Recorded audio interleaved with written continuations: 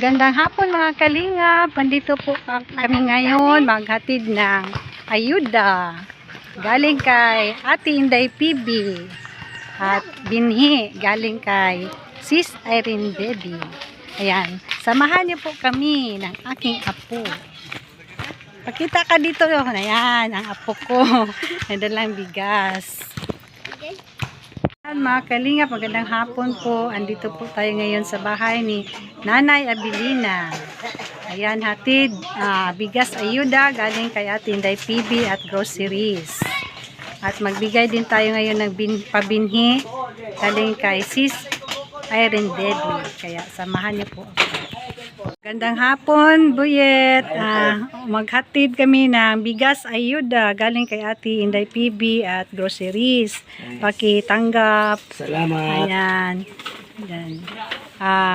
Kumusta ba si Nanay Abilina? Pwedeng pumasok?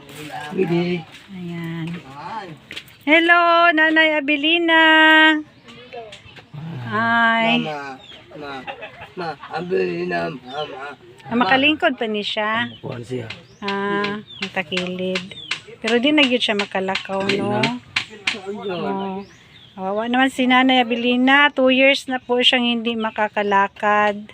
Kaya, kawawa talaga mga kalingap. 74 years old na po ito. At wala na kasing husband din. Isa na siyang byuda. Ayan. Aga ko, ama. Ama si Abel na ma. Ama mo na kami, matay kami si Abel na papa. Bantay ko Abel na. Mabantay ko Abel na. Patayin ko kan Abel na sa palsa na kamatayan. Yan. Hindi niyo maintindihan ang sinasabi ni Nanay. So, Nay, kumusta na po kayo, Nay? Kubog umalamay. Ayan, kumakanta na si, Kumusta na ko, ma? Marunong ka palang kumanta, Nay. Okay ka lang, Nay. Malakas pa pang kumain si Nanay. Ayan, Nay, naghatid po kami ng bigas at kunting groceries. May gatas, asukar, kape, at saka tinapa at noodles. Ayan, Nay. Mama. Mahal ba kayo, mama? Mahal ba kayo, mama? Ayan ang lagi. So, dito na muna ako sa labas, Nay. Paalam mo, Nay. Para makatulog ka. Gusto mong matulog? Sige. Ayan, ito po ang bahay nila. Nasa tabing ilog. Bahay ni Nanay Abilina. Ayan, ilog na po dyan. Ayan. Nag-offer po ako na magtanim sana sila dito. Hindi man daw mabubuhay yung mga tanim kasi ang klase ng lupa ay mabuhangin. Ayan, sila na ang ayaw. Dito pala na nahulog si Nanay Abilina kaya 2 years na po siyang hindi nakakalakad. Ayan, kawawa naman lang. Taas-taas naman ito. Ayan, ilog na po dyan. At ito ang kanilang bahay. Nasa tabing ilog. Nasa tabing ilog po sila naninirahan. Ayan. Yung isang anak niya na lalaki ang kasama niya sa buhay. Ayan. Sa kanilang bahay. Ayan po.